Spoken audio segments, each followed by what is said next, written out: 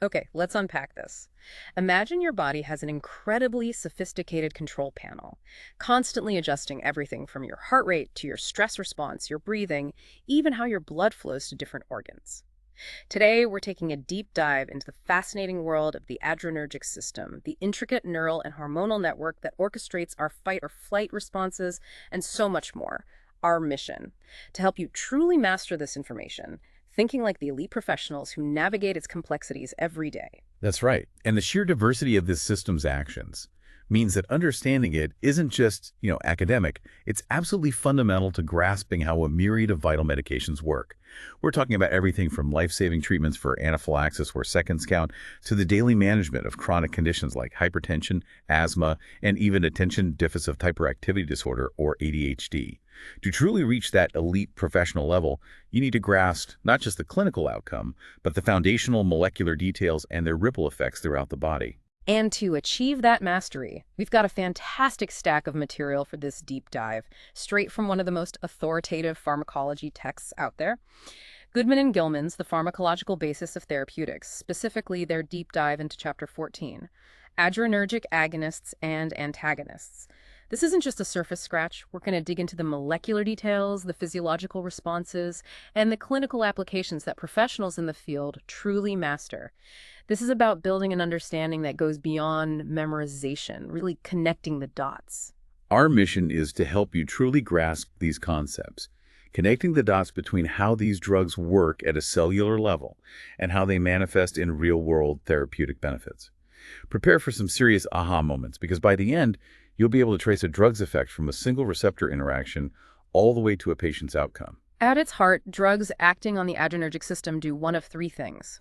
They either mimic the body's natural messengers, essentially hitting the gas pedal for a specific response, or they block their synthesis or release, acting like a volume control that turns down the signal, or they antagonize their effects at the receptor level, acting as a brake pedal.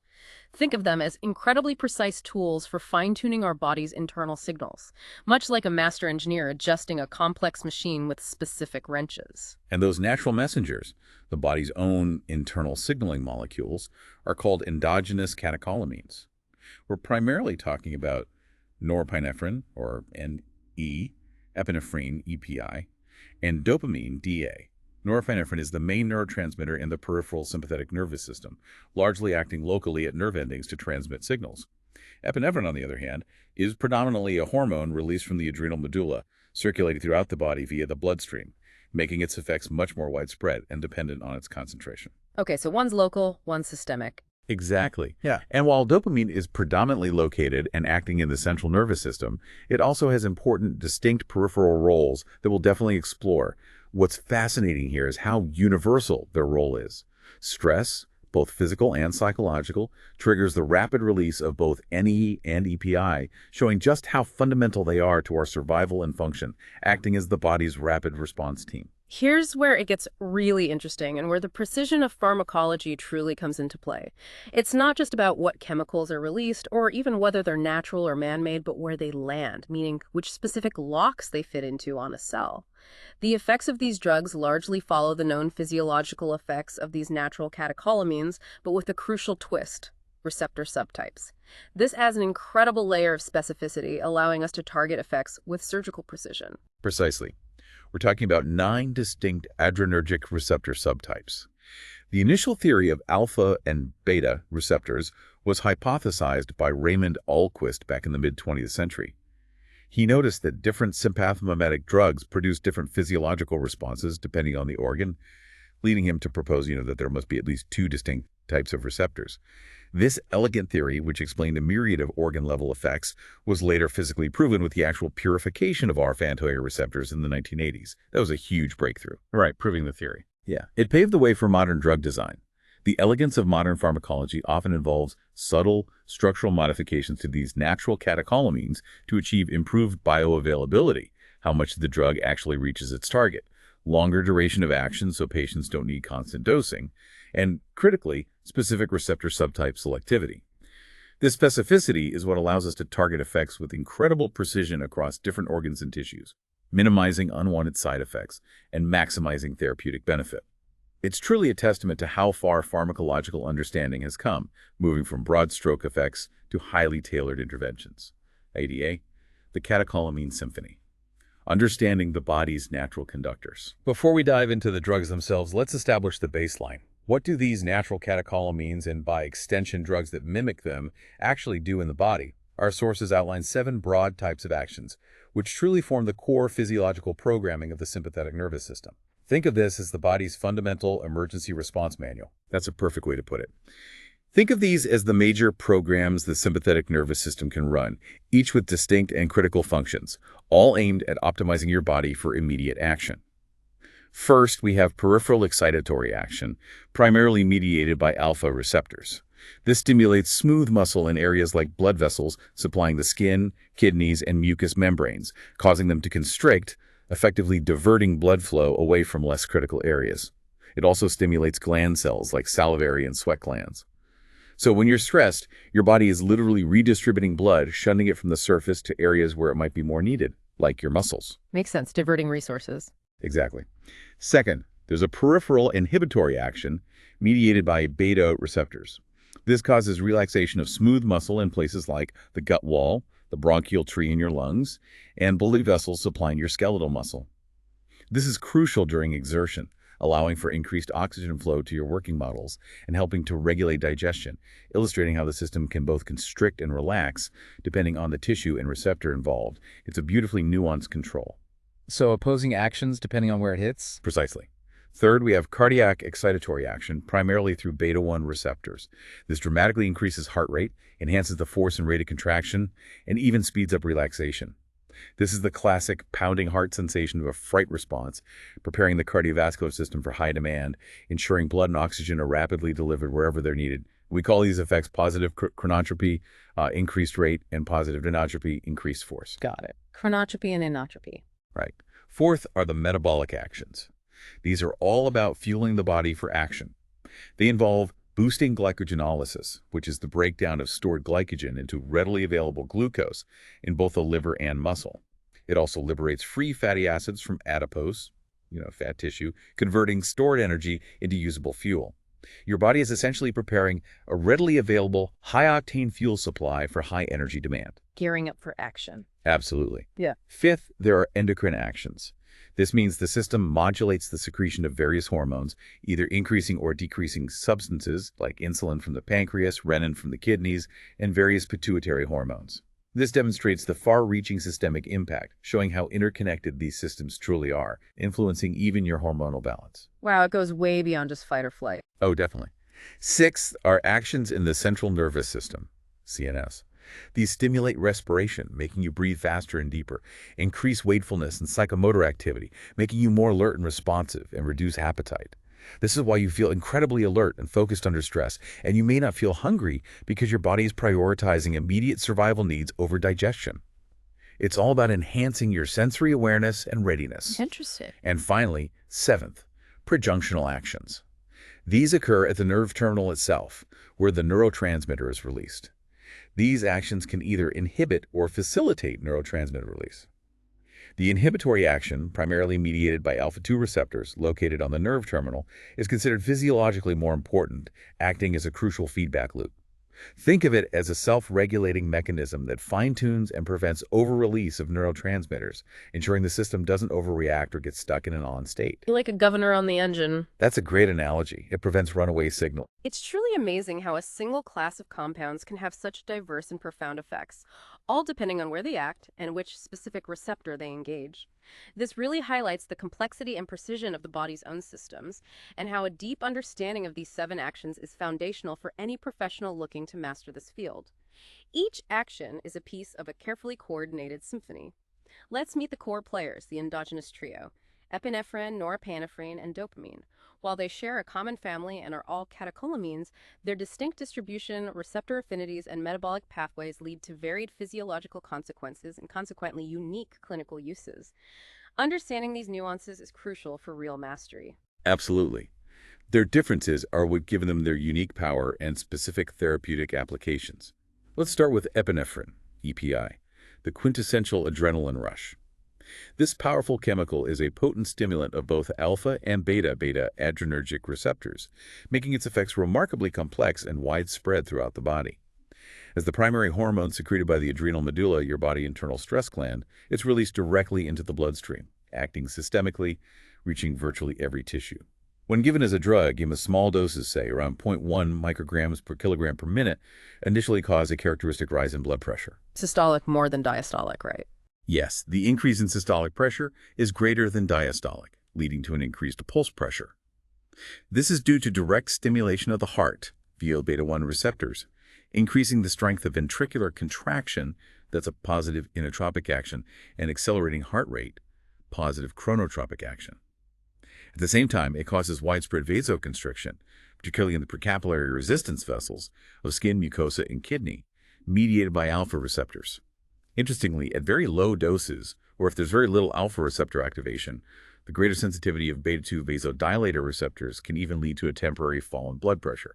It shows its complex dose-dependent profile. Fascinating. EPI also significantly decreases blood flow to the skin and kidneys, while increasing blood flow to skeletal muscles via beta-2 receptors, literally preparing your muscles for intense activity.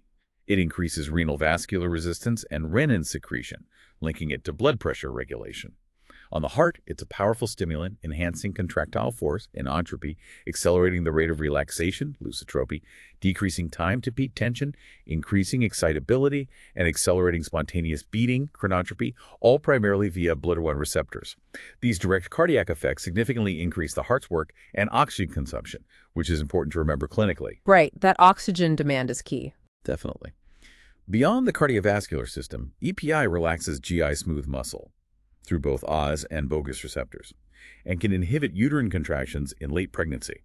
Crucially, it powerfully bronchodilates via E2 receptors, making it a life-saving drug for acute asthma attacks and, most notably, anaphylaxis. Metabolically, it elevates blood glucose and lactate by inhibiting insulin secretion via AIT2 receptors and enhancing glucagon release via 2 receptors and glycogenolysis via BUAS receptors. It also increases free fatty acids and oxygen consumption, particularly via DG receptors in brown adipose tissue. Mobilizing energy everywhere. Exactly. While its polarity means it doesn't cross the blood-brain barrier easily, systemic effects can still lead to restlessness, tremor, or apprehension. It also decreases plasma potassium by stimulating its uptake into skeletal muscle. Okay, that's epinephrine. What about norepinephrine? Next, we have norepinephrine, NE, the local commander. Unlike EPI, which is primarily a circulating hormone, NE is the main neurotransmitter of the peripheral sympathetic nervous system. This means it acts more locally at nerve endings, primarily targeting the synaptic cleft to transmit signals. Pharmacologically, it primarily acts on alpha-1, alpha-2, and beta-1 receptors, with relatively little action on beta-2 receptors.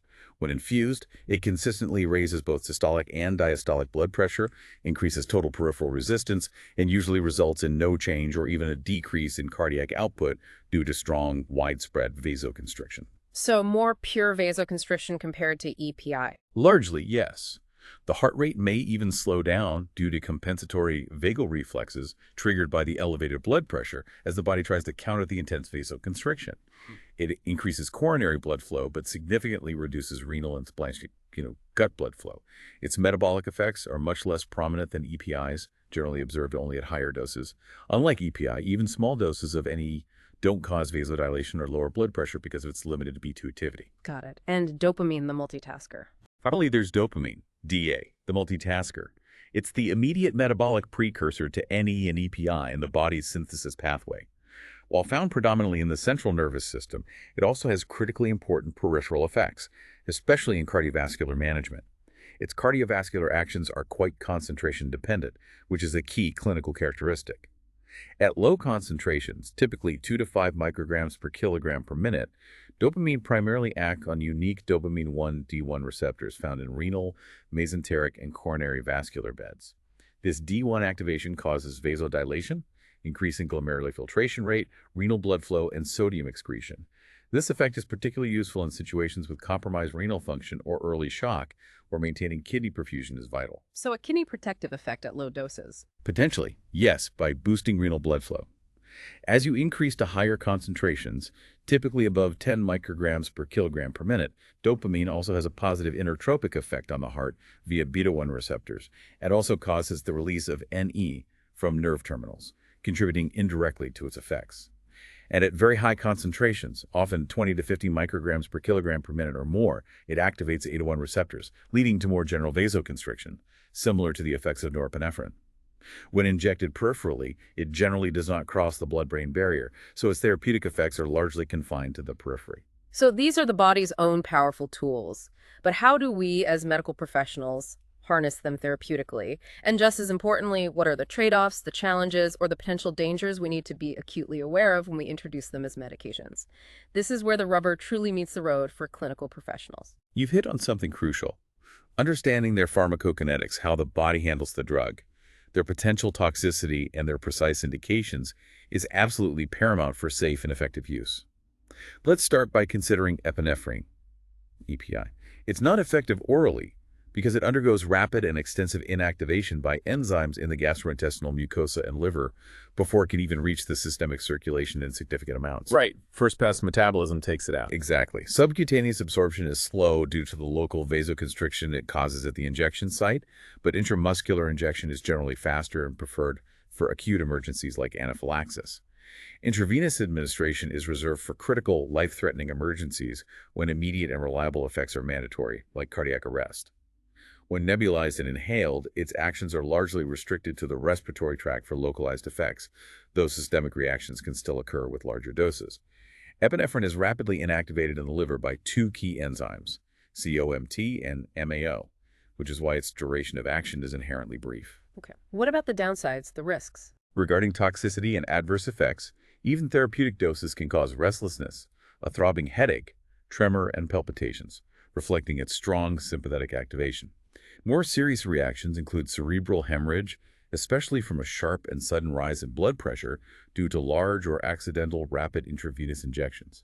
Cardiac arrhythmias, including ventricular fibrillation and angina, can also be induced, particularly in patients with underlying coronary artery disease or existing arrhythmias. A critical contraindication is its use in patients simultaneously receiving non-selective beta receptor antagonists like propranolol. In this scenario, the beta receptors are blocked, leaving epinephrine's alpha-1 actions on blood vessels unopposed. This can lead to severe, unopposed vasoconstriction, resulting in extreme hypertension and the risk of cerebral hemorrhage. That's a huge interaction to know. Yeah, absolutely critical. For therapeutic uses, epinephrine is the primary, often only, emergency treatment for severe hypersensitivity reactions, including life-threatening anaphylaxis. It's also used to prolong the action of local anesthetics by causing local vasoconstriction, which slows their systemic absorption and prolongs their local effect.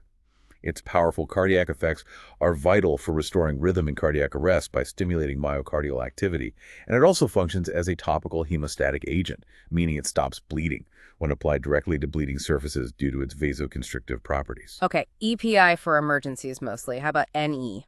Now, for norepinephrine, NE. Similar to epinephrine, it's ineffective orally and poorly absorbed subcutaneously.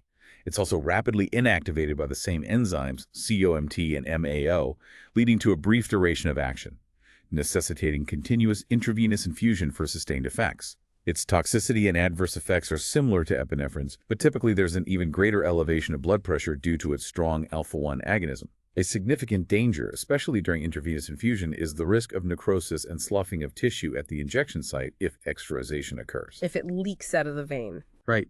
If the drug leaks out of the vein into the surrounding tissue. This tissue damage can be effectively relieved by promptly infiltrating the affected area with phentolamine, an alpha receptor antagonist, to counteract the intense vasoconstriction. Reduced blood flow to vital organs like the kidneys and intestines is a constant danger during any infusion, requiring careful monitoring of organ perfusion. NE's therapeutic uses are primarily as a vasoconstrictor to support blood pressure in certain intensive care conditions, especially in shock states like septic shock, where increased peripheral resistance and blood pressure support are desired, often after fluid resuscitation has been maximized. It's also worth noting a synthetic prodrug related to NE called droxidopa. This drug is FDA approved for orthostatic dizziness and lightheadedness in patients with neurogenic orthostatic hypotension. Droxidopa is converted to norepinephrine by L-aromatic amino acid decarboxylase in the body. Uniquely, droxidopa can cross the blood-brain barrier, allowing for potential central effects mediated by the norepinephrine it produces. Interesting. And dopamine's clinical picture. Moving on to dopamine DA. Like the other catecholamines, it's ineffective orally, as it's also a substrate for both MAO and COMT, leading to rapid degradation. Toxicity and adverse effects from overdose generally reflect excessive sympathomimetic activity, including nausea, vomiting, tachycardia, anginal pain, arrhythmias, hypertension, and peripheral vasoconstriction. Just like with norepinephrine, extravasation can cause ischemic necrosis, and rarely gangrene of the fingers or toes has occurred with prolonged high-dose infusions. Caution is necessary with MAO inhibitors and tricyclic antidepressants, as they can significantly alter dopamine's effects by interfering with its metabolism or reuptake. Dopamine is used in the treatment of severe acute decompensated heart failure, particularly in patients with oliguria, low urine output, and low or normal peripheral vascular resistance, where its unique renal vasodilating effects at low doses can be beneficial. It also helps improve physiological parameters in cardiogenic and septic shock, aiming to acutely improve cardiac function and renal perfusion. Two other synthetic analogs related to the dopamine are notable. Phenoldiprem, which is a rapidly acting D1 receptor agonist used for up to 48 hours for severe hypertension, particularly hypertensive emergencies. It selectively dilates coronary, renal, and mesenteric arteries and has a very rapid elimination half-life of about 10 minutes, making its effects highly controllable. Dopixamine is another synthetic dopamine analog with D1, D2, and beta-2 receptor activity, showing favorable hemodynamic actions in heart failure, sepsis, and shock by increasing stroke volume and decreasing systemic vascular resistance. However, it's not approved for use in the U.S. too, orchestrating responses. Classification and mechanisms of sympathomimetic drugs. So the body has its own incredible catecholamines, but pharmacology has built upon this foundation, creating a whole class of sympathomimetic drugs that mimic or enhance their actions. How do we categorize these man-made compounds to understand the distinct behaviors and, more importantly, predict their specific effects in a patient? That's a crucial distinction, yeah. And mastering this classification is fundamental to understanding their effects and predicting their interactions. We classify them into three main types, based on their mechanism of action at the synapse. First, we have direct-acting sympathomimetic drugs. These agents bind directly to and activate one or more adrenergic receptors, just like the body's natural messengers would.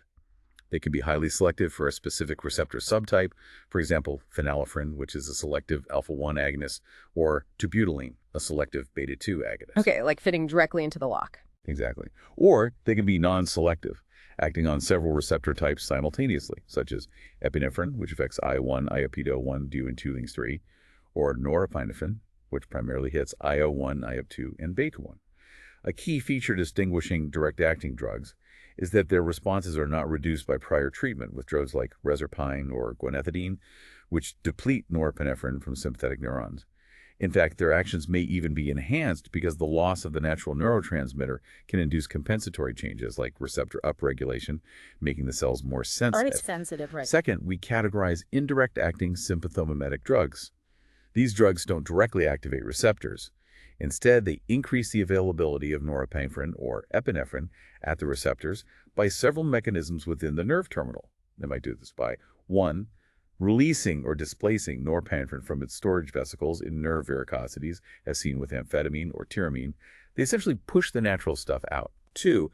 Inhibiting norepinephrine reuptake back into the sympathetic neurons. Drugs like cocaine do this, effectively increasing the dwell time of the neurotransmitter in the synaptic cleft, letting it stimulate receptors for longer. Or 3. Blocking metabolizing enzymes such as monoamine oxidase, MAO, for example, pargyline, or catecholomethyltransferase, COMT, like entacapone. By preventing the breakdown, they increase supply. A cardinal feature distinguishing them is that their responses are abolished by prior treatment with reserpine or guanethidine, because their action depends entirely on having that endogenous neurotransmitter present to release. If it's depleted, they don't work. Completely different mechanism. Makes sense. Finally, there are mixed-acting sympathomimetic drugs. These drugs possess a dual mechanism of action. They both directly activate adrenergic receptors and indirectly facilitate the release of norepinephrine from nerve terminals. Ephedrine is a prime example. Their effects are blunted, but importantly not abolished, by prior treatment with reserpine or guanethidine, reflecting their combined direct and indirect actions. This mixed action gives them unique pharmacological profiles. That distinction is quite insightful and critical for understanding drug behavior. It explains, for instance, why some drugs like ephedrine, despite relying partly on norepinephrine release, can still have beta-2 activity like relieving bronchospasm, even though norepinephrine itself doesn't strongly exhibit that effect. It's not just about the final target, but the precise method of action that dictates the nuances. Now let's talk about where chemistry truly meets biology and where the precision of drug design really shines. How do relatively small changes in a drug's molecular structure lead to dramatically different effects, dictating which receptors a drug targets, how potently it acts, and even how long it stays in the body? We're diving into the fascinating world of structure-activity relationships, or SAR, of sympathomimetic amines. This is how pharmacologists tweak the blueprint. Absolutely. Understanding the impact of minute substitutions on the fundamental phenylethylamine structure, which consists of a benzene ring and an ethylamine side chain, is foundational to comprehending the entire class of sympathomimetic drugs. Let's break down how changes at specific sites profoundly alter the drug's properties. First, substitution on the amino group. This has a profound effect on receptor selectivity and potency. Generally, increasing the size of the alkyl substituent attached to the amino group significantly increases beta receptor activity, especially beta-2 activity.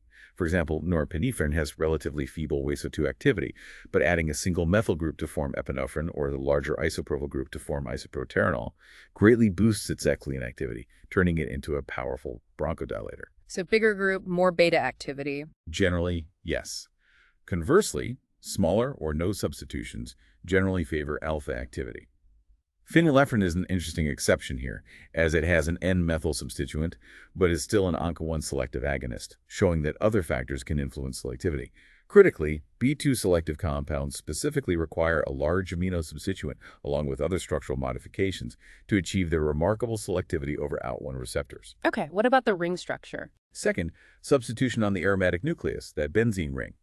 Maximal alpha and beta activity typically requires hydroxyl groups at positions 3 and 4 of the benzene ring, as seen in the natural catecholamines. These hydroxyl groups are what make them catecholamines. If one or both of these hydroxyl groups are absent, the overall potency at adrenergic receptors is significantly reduced. For instance, phenylephrine, lacking one hydroxyl group, is less potent than epinephrine at both INI and BIC receptors and has almost no Bu2 activity.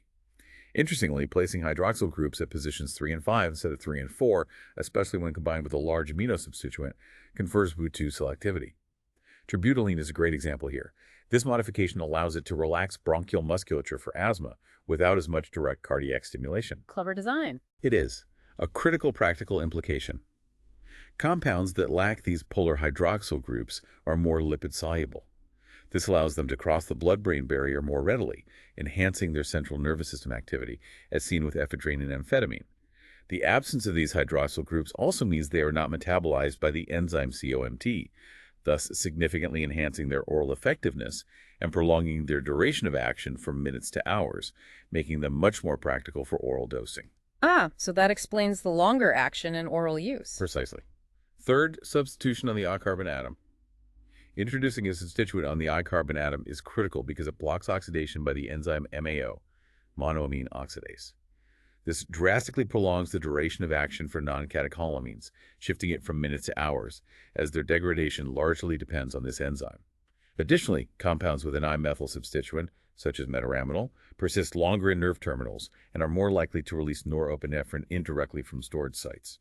This provides a mechanism for sustained action. And the beta carbon. Fourth, substitution on the bicarbon atom. A hydroxyl group on the bicarbon generally decreases CNS activity due to reduced lipid solubility. It makes the molecule less able to cross the blood-brain barrier.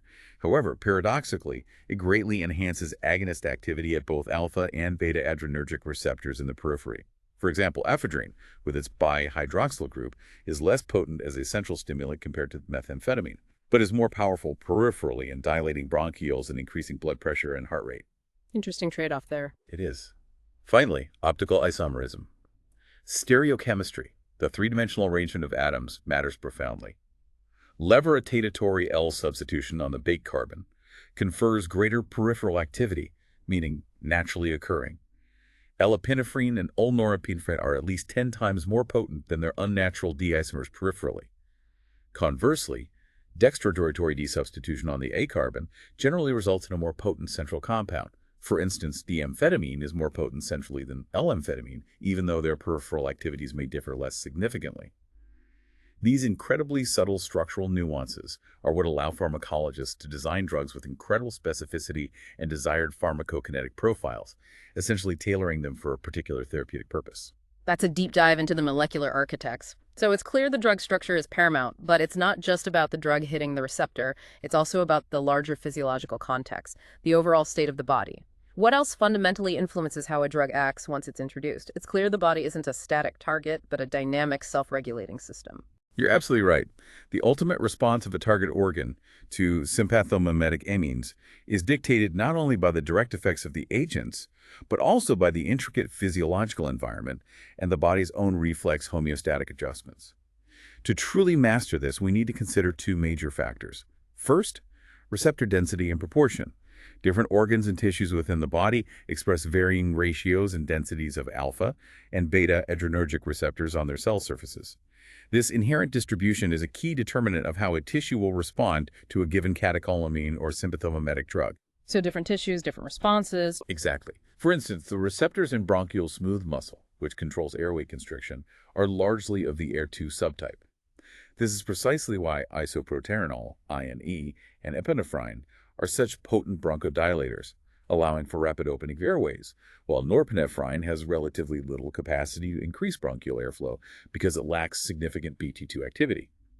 In contrast, cutaneous blood vessels, those in your skin, almost exclusively express AIR receptors.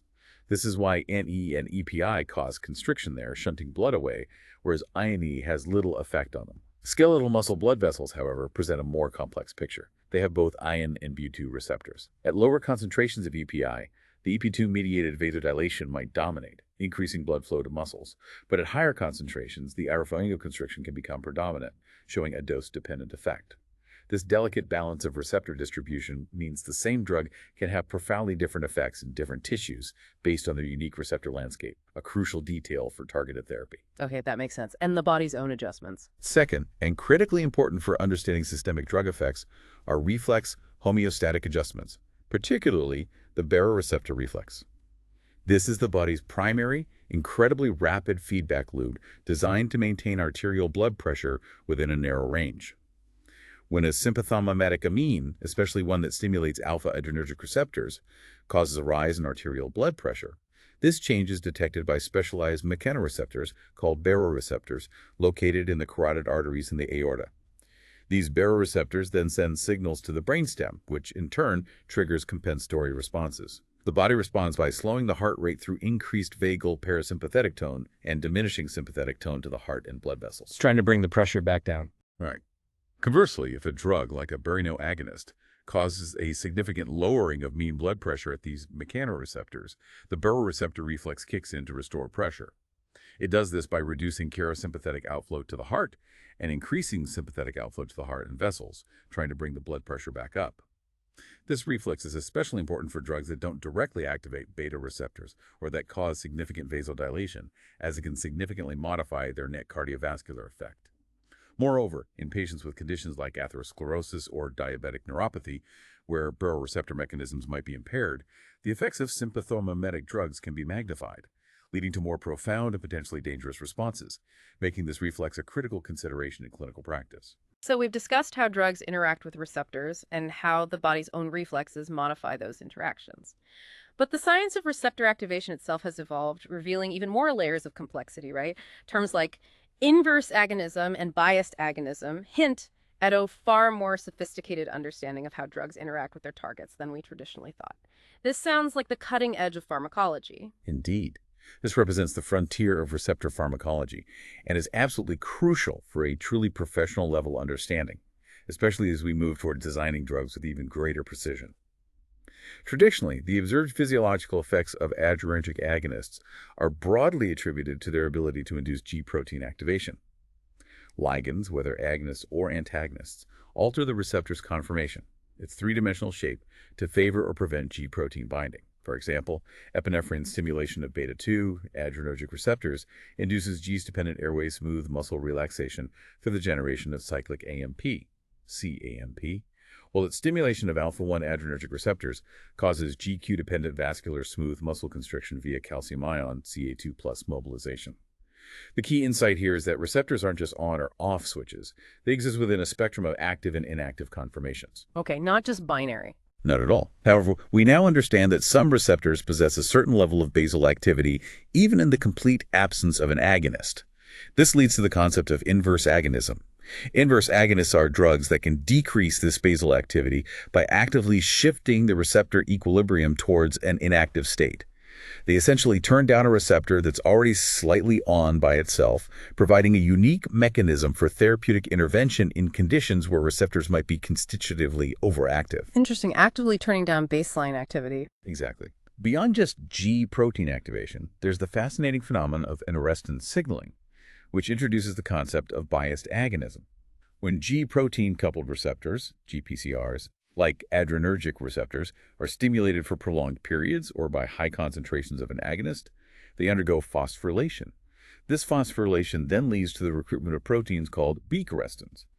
While E-arrestins were initially identified primarily as mediators of receptor desensitization, meaning they help turn down the signal to prevent overstimulation and protect the cell, they are now known to orchestrate prolonged GPCR trafficking and, critically, additional cellular signaling events because they act as scaffold proteins, bringing other signaling molecules together. So they do more than just shut things down.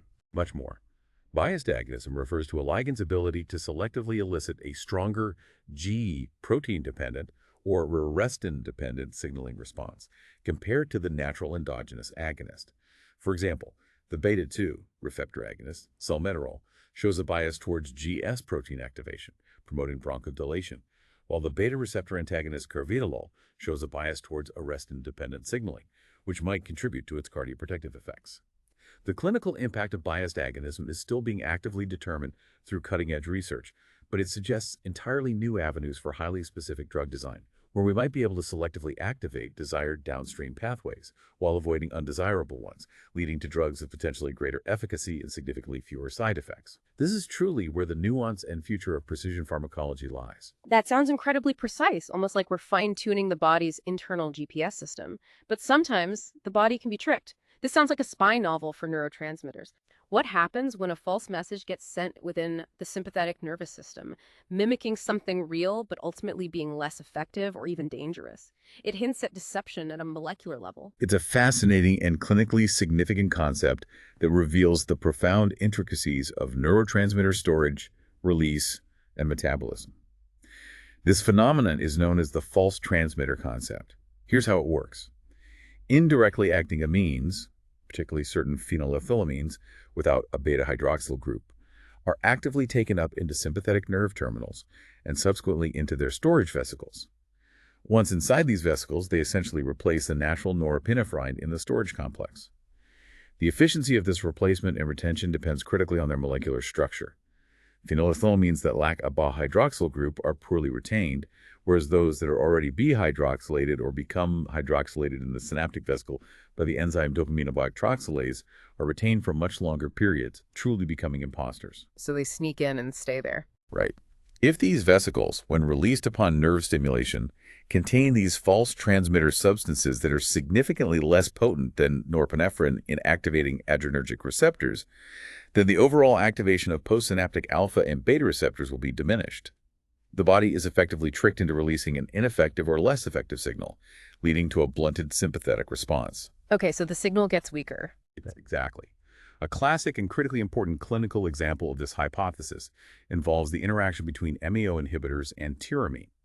Tyramine is a naturally occurring phenylethylamine, often produced in the gastrointestinal tract by bacterial action.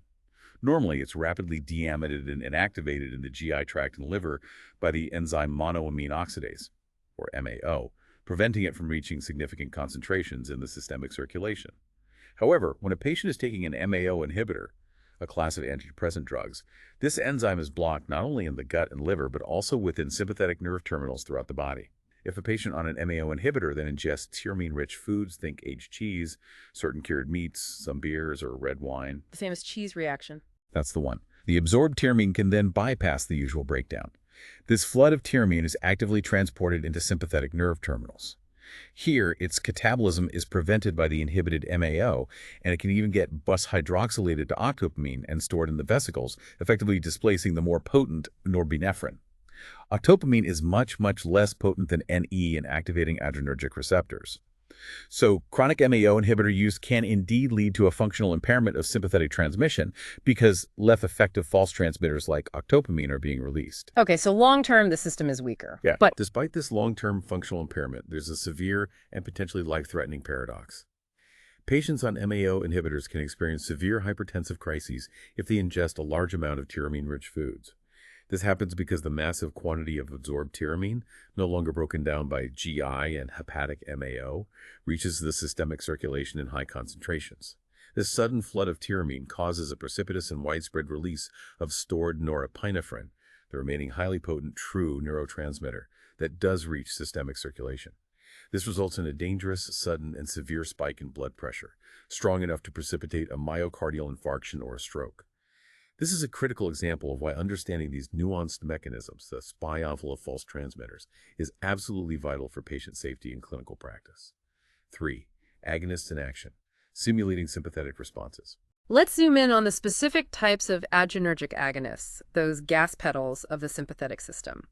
Starting with the alpha receptor agonists, what are their primary actions, particularly on the cardiovascular system, and what are their most important clinical uses?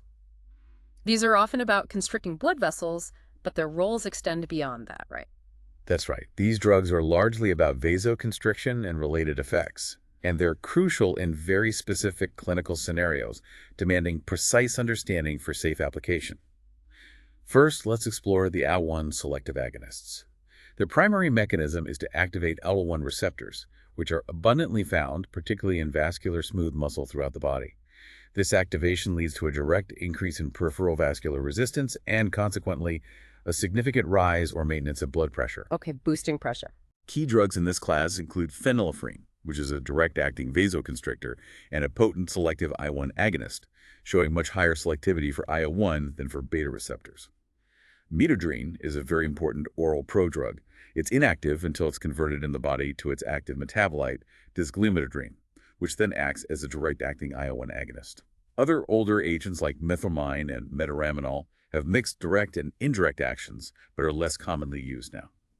Their therapeutic uses are mainly limited to the treatment of certain types of hypotension, including orthostatic hypotension, where blood pressure drops suddenly upon standing, and in various shock states where raising blood pressure is critical to maintain organ perfusion. Phenylephrine also finds widespread use as a nasal decongestant and as a mydriatic, meaning a pupil dilating agent, in various nasal and ophthalmic formulations. For example, it's used to facilitate eye examination. Ah, the eye drops. Right.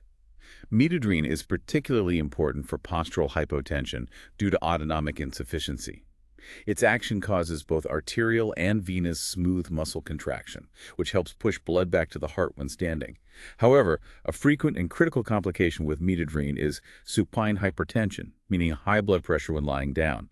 To minimize this, it's crucial to administer the drug during periods when the patient will remain upright, typically avoiding dosing within 4 hours of bedtime, and sometimes even recommending elevating the head of the bed. Important practical point. What about alpha-2 selective agonists? Their use as antihypertensives seems counterintuitive. It does seem paradoxical, yeah. Next, we have ATA2 selective agonists. Their efficacy as antihypertensives is quite fascinating. While many blood vessels do contain postsynaptic ATA2 adrenergic receptors that can cause vasoconstriction, their primary antihypertensive effect actually comes from activating ATA2 receptors in the central nervous system, CNS, specifically in the lower brainstem region. This activation leads to a profound suppression of sympathetic outflow from the brain to the peripheral nervous system and an increase in parasympathetic outflow, which contributes to slowing of the heart rate. They also reduce the release of norepinephrine, NE, ATP, and neuropeptide Y, NPY, from presynaptic terminals, further dampening sympathetic activity. Some of these drugs, like clonidine, which is an imidazoline derivative, may also act on imidazoline I1 receptors, hypothesized to be upstream of the CNS ATA2 receptors, working in tandem to reduce sympathetic outflow. So turning down the volume from the brain. Yes, exactly. The major drugs in this class include clonidine, which lowers blood pressure primarily through this central action. Other notable drugs include aproclonidine and brimonidine, which are applied topically to the eye to reduce intraocular pressure by decreasing aqueous humor production. with minimal systemic effects, making them useful for glaucoma. Guanfacine and guanabens are also Ag2 receptor agonists that lower blood pressure via similar brainstem mechanisms. Methyldopa is a centrally acting antihypertensive agent that is actually a prodrug. It's metabolized in the brain to norepinephrine, which then activates central lima-2 receptors. Tizanidine is another Ag2 agonist primarily used as a muscle relaxant for spasticity. Oxonidine is a mixed Ag2 receptor and imidazoline I1 receptor agonist with analgesic properties, used for neuropathic pain in some regions. Okay, a variety of uses there. How about side effects and how they're handled? Regarding ADME, absorption, distribution, metabolism, excretion, and side effects for clonidine. It's exceptionally well absorbed orally, with about 100% bioavailability, peaking in plasma and its hypotensive effect within 1 to 3 hours. Its elimination half-life is variable, ranging from 6 to 24 hours, with a mean of about 12 hours. Roughly half of the administered dose is recovered unchanged in urine, and its half-life significantly increases in patients with renal failure, requiring dose adjustments. A transdermal patch formulation offers continuous administration for up to a week, which can improve adherence. The major side effects are dry mouth, xerostonia, and sedation, which may lessen over time as patients develop tolerance. Sexual dysfunction and marked bradycardia can also occur. A significant and critical concern with clonidine is severe withdrawal reactions or rebound hypertensive crises upon abrupt discontinuation, necessitating gradual tapering of the dose over days to weeks to prevent a dangerous rise in blood pressure.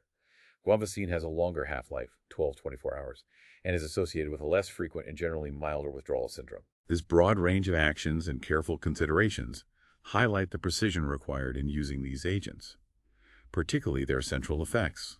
Now for the beta agonists, which for many people conjure up images of inhalers for asthma. And while they've been a cornerstone of treating bronchoconstriction, their applications truly go beyond that. The development of selective agents has truly refined their use, moving us towards more targeted therapies. Absolutely. Their main role is indeed treating bronchoconstriction in asthma and COPD, but they also have crucial cardiac and other uses. The key development in this class has been the creation of beta-2 selective agonists, which were designed specifically to minimize the cardiac side effects seen with non-selective agents when treating lung conditions. Let's begin with non-selective agonists. Isoproterenol, INA, is the prototype here. It's a potent, non-selective beta-adrenergic receptor agonist with very low affinity for alpha receptors. This means it powerfully affects all beta receptors 1, 1, and 83 without significant alpha stimulation. Hitting all the betas. Pretty much. Its cardiovascular effects are profound and broad. Intravenous infusion lowers peripheral vascular resistance, especially in skeletal muscle, renal, and mesenteric vascular beds, by vasodilating these vessels, causing a fall in diastolic blood pressure. Systolic pressure may remain unchanged or rise, but mean arterial pressure typically falls. Cardiac output increases significantly due to its potent positive inotropic, increased contractility, and chronotropic, increased heart rate effects via break-1 receptors. These widespread cardiac effects can lead to common adverse effects like palpitations and sinus tachycardia and even more serious arrhythmias, particularly in patients with underlying coronary artery disease. So a big cardiac kick. Definitely. Beyond the cardiovascular system, isoproterenol powerfully relaxes most smooth muscle when its tone is high, especially bronchial smooth muscle, which prevents or relieves bronchoconstriction, making it a powerful bronchodilator. It also inhibits antigen-induced release of inflammatory mediators from mast cells, an action shared by B2 selective stimulants. Regarding its ADME, AEN is readily absorbed parenterally or via aerosol inhalation and is primarily metabolized by COMT. Notably, it's a poor substrate for MAO and the norepinephrine transporter, giving a slightly longer duration of action than epinephrine, though still relatively brief, typically requiring frequent dosing. Its therapeutic uses are now largely limited to emergencies, for stimulating heart rate in severe bradycardia or heart block, example as a temporizing measure before pacemaker insertion, or treating certain types of dangerous ventricular arrhythmias like torsades de pointe. However, due to its broad and often severe side effects, it has been largely replaced for the routine treatment of asthma and shock by more selective and safer agents. Common adverse effects include palpitations, tachycardia, headache, and flushing. More serious adverse events like cardiac ischemia and arrhythmias can occur, especially in patients with pre-existing coronary artery disease or other cardiac vulnerabilities. Okay, so INE is mostly historical or for emergencies now. What about the ARF1 selective agents? Next, we have ARF1 selective agonists. Dobutamine is a key example, structurally resembling dopamine. It's administered as a racemic mixture, which means it contains equal parts of two mirror image molecules called enantiomers, well, plus isomer and isomer. The plus isomer is a potent IF1 agonist and an I1 receptor antagonist, while the isomer is a potent IF1 agonist. The overall effect of this racemic mixture, however, is primarily positive inotropic effects, meaning it significantly increases the heart's contractile force, with less chronotropic effects, less increase in heart rate compared to non-selective agents like isoproterenol. This is due to its strong baron selectivity combined with the modest counteracting O effects. Importantly, its action is direct. It does not rely on norepinephrine release from nerve terminals. More squeeze, less speed, relatively speaking. That's a good way to put it. In terms of cardiovascular effects, dobutamine primarily increases myocardial contractility and stroke volume, leading to an increased cardiac output, usually without a marked increase in heart rate or significant changes in peripheral resistance. This selective inotropic action makes it particularly valuable. Its ADME profile includes a very short half-life of about 2 minutes, necessitating continuous intravenous infusion via a calibrated pump to maintain therapeutic levels. Its therapeutic uses are for the short-term treatment of cardiac decompensation, such as after cardiac surgery, in acute decompensated congestive heart failure, CHF, requiring hospitalization, or an acute myocardial infarction where the heart's pumping ability is severely compromised. It's also useful in combination with echocardiography for assessing coronary artery disease by putting stress on the heart. So, for acute heart failure support. Primarily, yes. Adverse effects can include potential increases in blood pressure and heart rate, with an exaggerated pressure response sometimes seen in patients with pre-existing hypertension. Because it facilitates AV conduction, patients with atrial fibrillation are at risk of marked increases in ventricular response rates if not adequately controlled.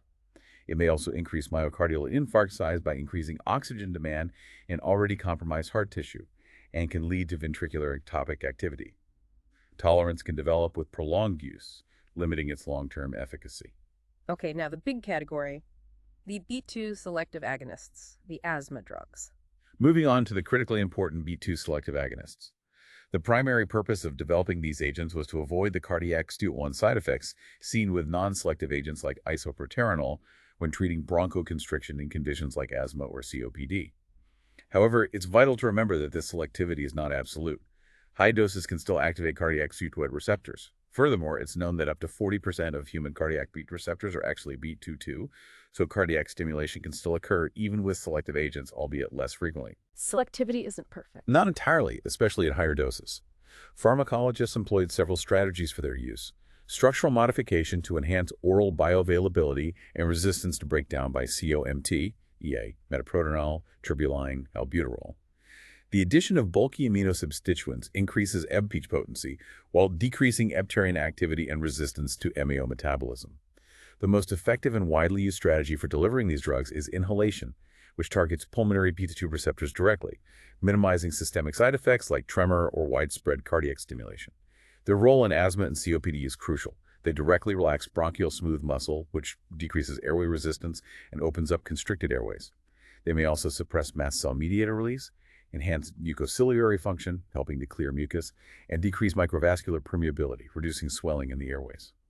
It's important to note that for asthma, long-acting P2 agonists, LABAs, should not be used alone as monotherapy, but always in combination with anti-inflammatory drugs, like inhaled corticosteroids, as they treat symptoms, but not the underlying inflammation. That's a critical point about combination therapy for asthma. Absolutely vital for safety and efficacy.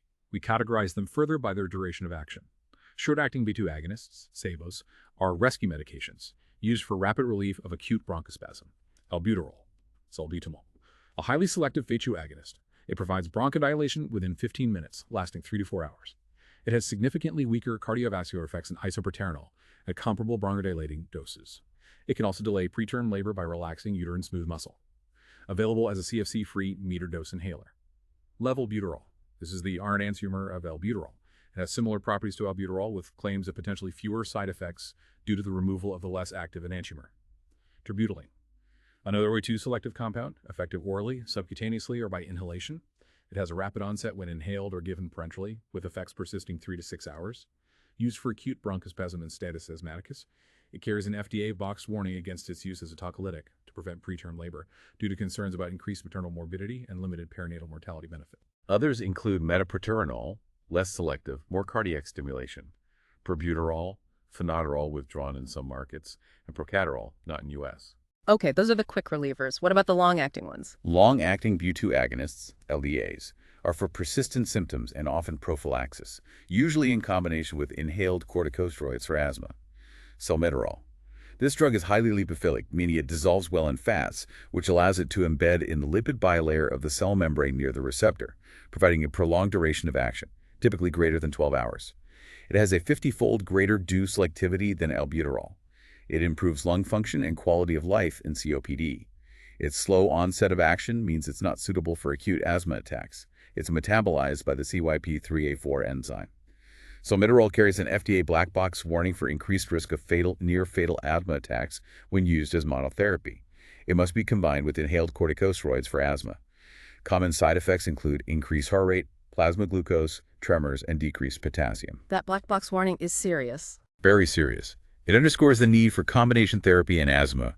Formoterol also offers a 12-hour duration, but uniquely its effects start within minutes, making it a LABA that can also provide rapid relief.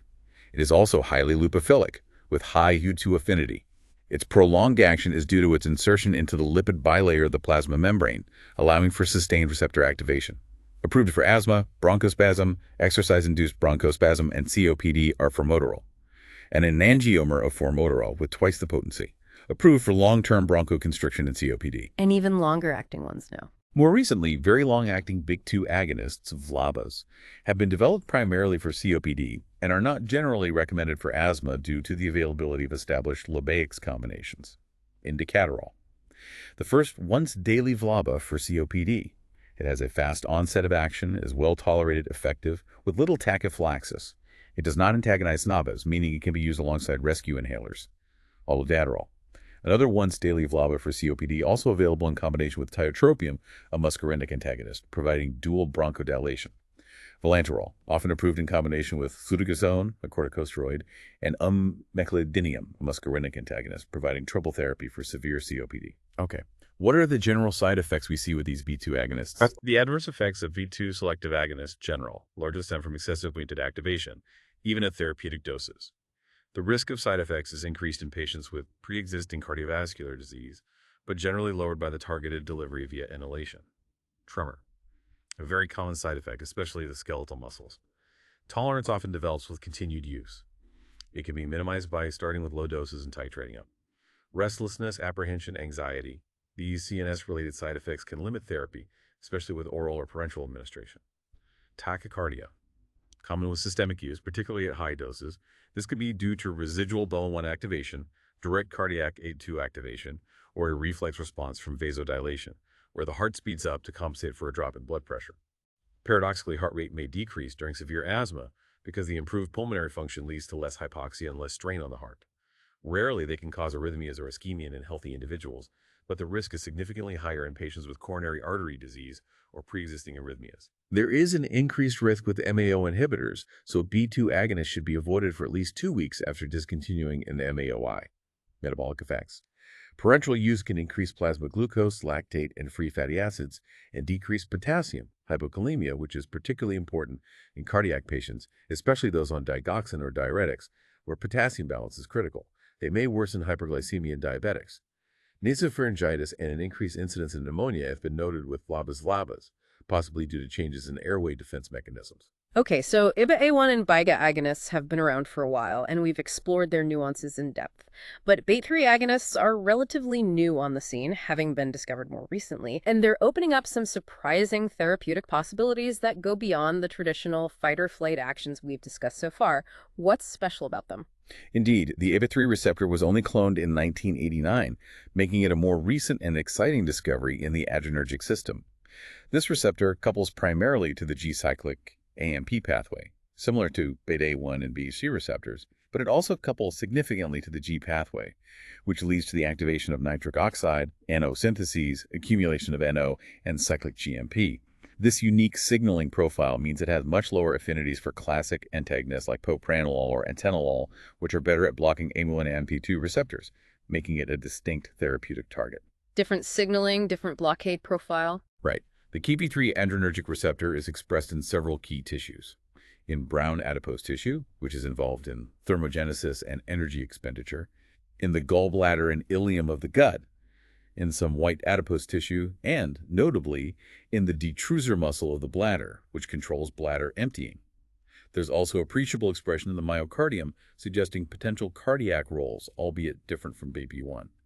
The major emerging therapeutic target from this field has been the development of BAP3 receptor agonists for urinary incontinence and overactive bladder. Activation of this receptor in the detrusor muscle of the bladder leads to its relaxation, which increases bladder capacity and effectively prevents unwanted voiding contractions, providing significant relief for those suffering from an overactive bladder. So relaxing the bladder muscle. It's exactly. The drug mirabegron is an FDA-approved F3 selective adrenergic receptor agonist specifically for this use. Another such drug is vibegron, also approved for overactive bladder. Regarding side effects of mirabegron, they can include an increased blood pressure, an increased incidence of urinary tract infection, and headache. It's also a moderate inhibitor of the CYP2D6 enzyme, so caution is needed when co-prescribing with other drugs metabolized by CYP2D6, such as digoxin, metoprolol, and the antidepressant desipramine, as their levels could increase. Another important interaction to watch. What about future uses? Looking towards the future potential, B3 agonists are being actively studied for a range of other conditions, pushing the boundaries of adrenergic pharmacology. In preclinical studies, their activation in brown and white adipose tissues can increase brown fat activity and stimulate lipolysis, the breakdown of fats, for energy, making them an attractive target for weight loss and metabolic disorders. Clinical trials are currently proceeding in this area, with mirabegron showing some promising effects in increasing energy expenditure in humans. The observation of a lack of cardioprotective NO-dependent signaling in BA3 receptor knockout mice has also led to preclinical studies and clinical trials of V3 agonists for heart failure, aiming to leverage their unique signaling pathways for cardiac benefit, independent of traditional BA3F effects. Furthermore, there are ongoing clinical trials testing their efficacy in conditions like irritable bowel syndrome, highlighting the expanding understanding of this receptor's diverse physiological roles and potential for novel therapies.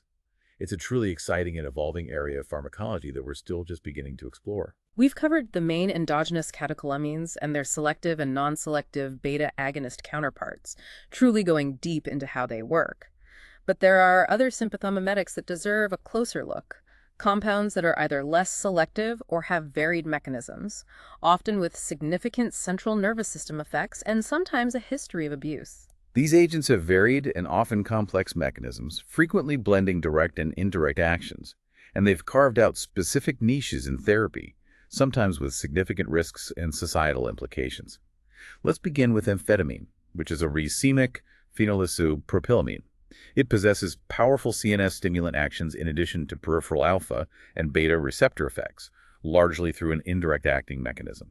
It's effective orally, and its effects can last for several hours, making it potent and durable. The classic stimulant. Right. Regarding its cardiovascular effects, amphetamine, given orally, typically raises both systolic and diastolic blood pressure due to its peripheral vasoconstrictive actions. Heart rate often slows due to reflex mechanisms triggered by the increased blood pressure, but large doses can cause dangerous cardiac arrhythmias. Cardiac output typically isn't enhanced by therapeutic doses, and cerebral blood flow remains largely unchanged. On other smooth muscles, amphetamine generally mimics other sympathomimetic amines. It has a particularly marked contractile effect on the sphincter of the urinary bladder, which is why it has been used off-label to treat enuresis, bedwetting, and incontinence. Its GI effects are unpredictable, sometimes causing relaxation if muscle tone is high, or a contraction if relaxed. It typically increases uterine tone. Okay, the main action is CNS. Right? The central nervous system, CNS, is where amphetamine truly shines as a potent stimulant.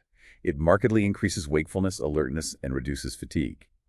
Users often experience elevated mood, increased initiative, self-confidence, concentration, and sometimes intense elation and euphoria, along with increased motor and speech activity. It can significantly improve performance on simple mental tasks and even physical performance, which sadly contributes to its history of abuse in sports. These beneficial effects, however, can be reversed by overdosage or prolonged use, often followed by profound depression and fatigue. Side effects like headache, dizziness, tremor, hyperactive reflexes, talkativeness, irritability, insomnia, fever, and euphoria are common.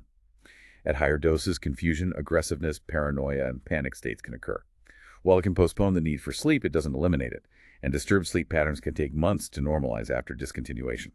It has a small analgesic effect and can enhance opiate analgesia. It also directly stimulates the medullary respiratory center, increasing respiration and appetite. Regarding appetite suppression, amphetamine has historically been used for obesity, although its long-term wisdom is highly questionable.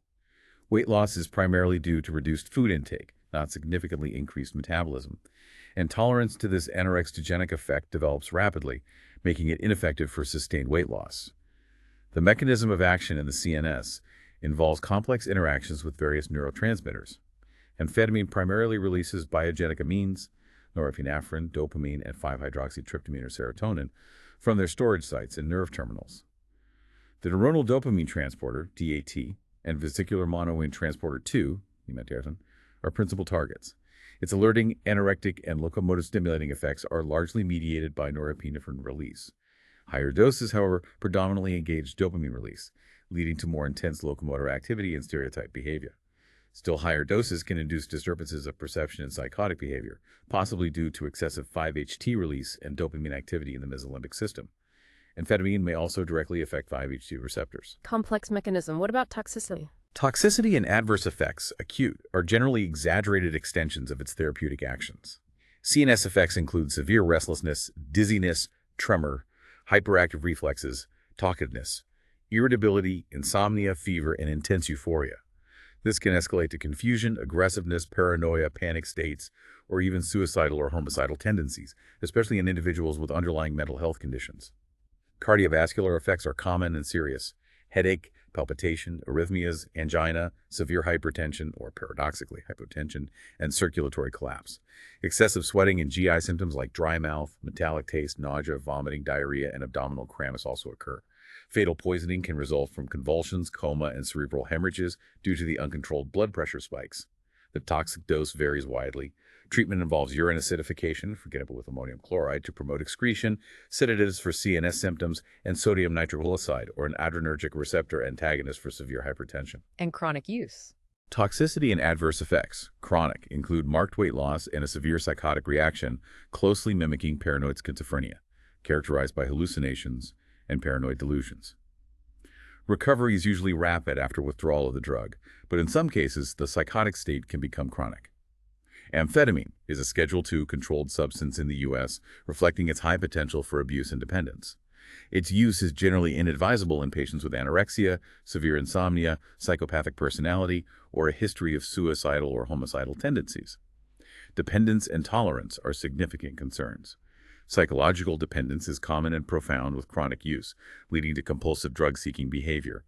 Tolerance to its anorexigenic and mood-elevating effects almost invariably develops, though paradoxically, tolerance to its cardiovascular and CNS effects, like increased motor activity, is less predictable. Some narcolepsy patients, for instance, may maintain a stable dose for years without significant tolerance to the therapeutic effects. Okay, so primarily used for narcolepsy and ADHD now. Therapeutic uses. Chiefly CNS effects. Narcolepsy, ADHD, dextroamphetamine, methylphenidate amphetamine are preferred, similar efficacy. Sustained release forms available. Briefly, methamphetamine. Next, methamphetamine. This is chemically related to amphetamine and ephedrine. It acts centrally to release dopamine and other biogenic amines, and also inhibits neuronal VMATs and FAO. Its central stimulant effects are even more pronounced than amphetamines, making it a drug with extremely high abuse potential, often referred to as crystal meth. It raises blood pressure, increases cardiac output, and may reflexively slow heart rate. And methylphenidate, Ritalin. Methylphenidate is a piperidine derivative, structurally related to amphetamine. It's considered a mild CNS stimulant with more prominent effects on mental activity and attention, though large doses can cause generalized CNS stimulation. Like amphetamine, it shares significant abuse potential and is also a Schedule II controlled substance. Therapeutic uses. It's effective for narcolepsy and is the most common pharmacological intervention for ADHD in children, adolescents, and adults, helping to improve attention and reduce impulsivity. Dosing is carefully titrated for optimal effect. ADME. It's readily absorbed orally, with peak plasma concentrations typically achieved within approximately 2 hours. It's administered as a racemate, but the plus enantiomer is more potent and has a half-life of about 6 hours. It crosses the blood-brain barrier effectively to exert its central actions. Its main metabolite is rutulinic acid. Contraindications. Its use is contraindicated in patients with glaucoma due to its potential to increase intraocular pressure. And related compounds. Dexmethylphenidate is the D3O enantiomer of methylphenidate. It's FDA approved for ADHD and is also a Schedule II controlled substance. Being a single enantiomer, it potentially offers a more consistent effect. Lisdexamfetamine is an interesting inactive prodrug. It's converted to D-amphetamine in the blood after oral administration. This delayed conversion reduces its potential for immediate rush and abuse. It's approved for ADHD in children, adolescents, and adults. Side effects are typically mild to moderate and include decreased appetite, dizziness, dry mouth, insomnia, and weight loss. Okay, what about ephedrine? It seems to pop up everywhere. Now, ephedrine. This is a classic mixed-acting sympathomimetic. It acts as a direct agonist at both alpha and beta receptors, and it also significantly enhances norepinephrine release from sympathetic neurons. It's effective orally, with effects persisting for several hours, and a significant portion is eliminated unchanged in the urine, with a half-life of 3 to 6 hours. Its actions include stimulating heart rate and cardiac output, variably increasing peripheral resistance, and usually raising blood pressure. It causes contraction of smooth muscle cells in the bladder base, which can lead to a risk of urinary retention, especially in men with benign prostatic hyperplasia, BPH. It's also a bronchodilator, via refocusors, and a potent CNS stimulant, similar to amphetamine but generally less intense. For therapeutic uses, ephedrine is less commonly used as a bronchodilator for asthma now, having been largely replaced by P2 selective agonists with better side effect profiles. However, it's still used for urinary continence issues and for treating hypotension, for example, hypotension associated with spinal anesthesia. Untoward effects include hypertension, insomnia, and palpitations. Tachyphylaxis, a rapidly diminishing response to subsequent doses, can occur, limiting its repeated utility. Serious toxicity and even death have been tragically linked to oval preparations like ma huang or ephedra due to their highly variable ephedrine content, leading to an FDA ban on ephedra dietary supplements. The Combat Methamphetamine Epidemic Act of 2005 also specifically regulates its sale due to its use as a precursor in illicit methamphetamine manufacture. Right, the regulatory aspect is huge there. Any other sympathomimetics, briefly? Finally, let's briefly touch on other sympathomimetic agents, mainly decongestants. Propylhextrine, nafazoline, oxymetazoline, and xylometazoline are widely used locally as vasoconstrictors for nasal mucosa, nasal sprays, or eyes, redness relief drops. Oral preparations for nasal congestion include phenylephrine, pseudoephedrine, a stereoisomer of ephedrine, and phenylpropanolamine. It's important to note that phenylpropanolamine is no longer licensed in the U.S. due to concerns about an increased risk of hemorrhagic stroke. These oral drugs, due to their systemic effects, should be used with caution in patients with hypertension or prostatic enlargement. Blocking the sympathetic drive. If agonists are the gas pedal, antagonists are definitely the brakes. These drugs are critical for managing an overactive sympathetic system, especially in conditions like cardiovascular diseases, and they represent a huge and incredibly important class of pharmaceuticals. How do they work, and what are the key distinctions among them that a professional needs to master? That's a perfect analogy. These drugs fundamentally inhibit the interaction of norepinephrine, epinephrine, and other sympathomimetic drugs with adrenergic receptors throughout peripheral tissues. Most are competitive antagonists, meaning they reversibly bind to the receptor, competing with the natural ligand for the binding site. Their effect depends on the concentration of both the antagonist and the agonist. An important exception is phenoxybenzamine, which produces an irreversible antagonism by binding covalently to alpha-adrenergic receptors, causing a long-lasting blockade that can only be overcome by the synthesis of new receptors. So permanent binding until new receptors are made. Essentially, yes. A key aspect of these antagonists, particularly outblockers, is their selectivity, though it's always relative, never absolute. We categorize bot blockers based on several distinguishing properties.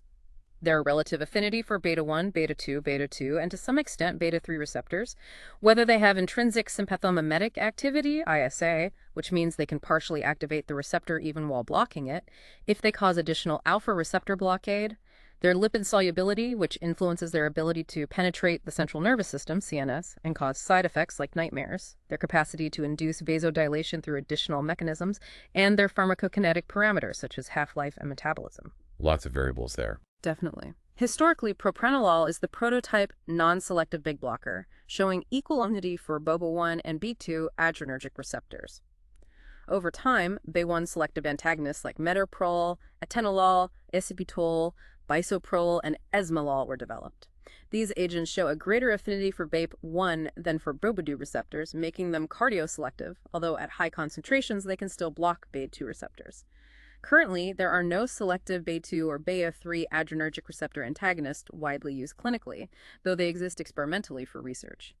Some BAPE blockers, like pindolol and acebutolol, are classified as partial agonists because they can partially activate BAPE adrenergic receptors in the absence of high catecholamine levels.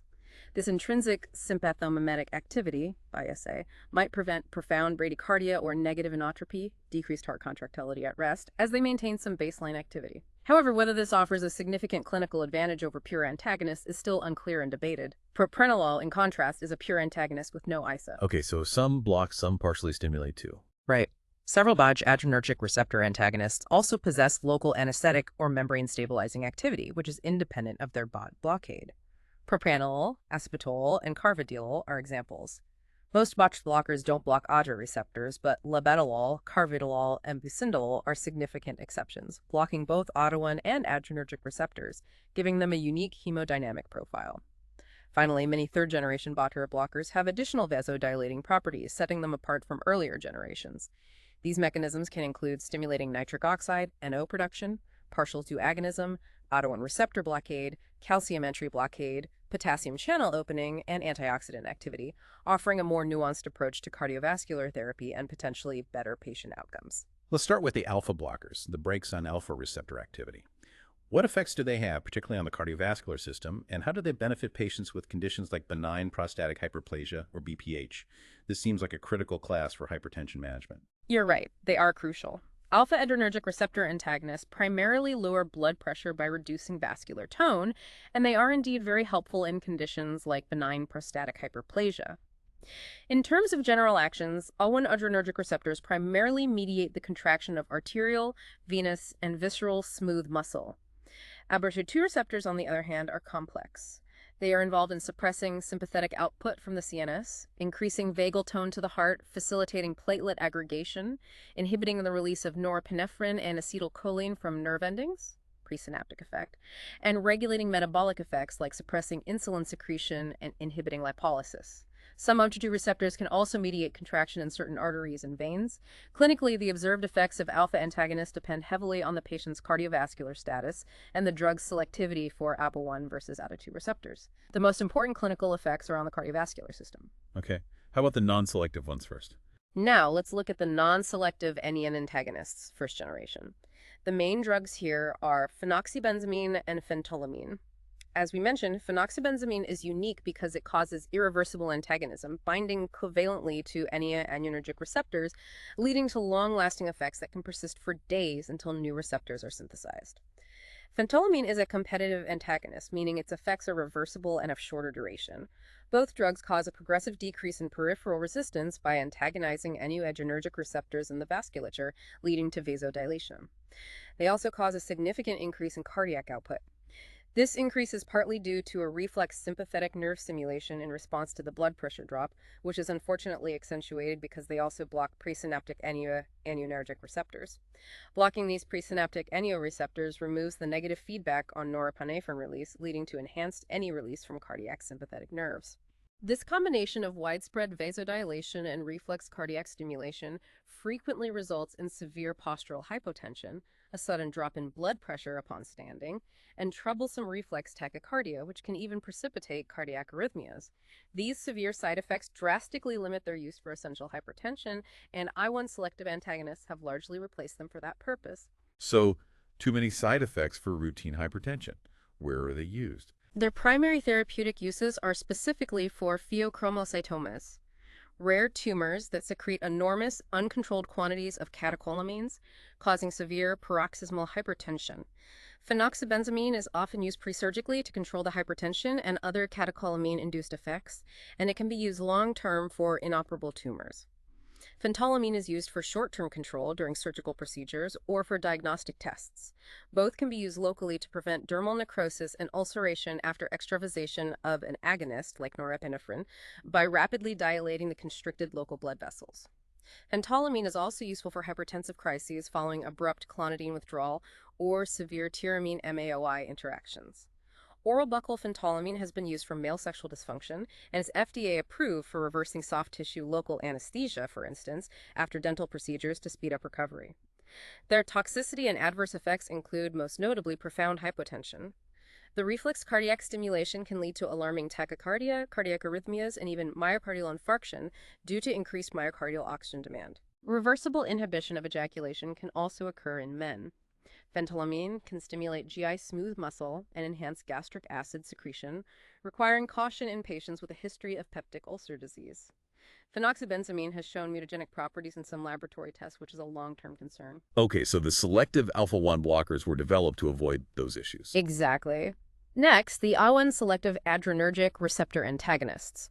These drugs have largely replaced the non-selective blockers for managing essential hypertension due to their greater clinical utility and significantly fewer side effects related to the 802 blockade, which avoids the problematic reflex tachycardia. Their mechanism involves selectively blocking ADO1 receptors, which primarily inhibits vasoconstriction mediated by these receptors. This leads to a consistent fall in blood pressure by decreasing peripheral resistance and venous return.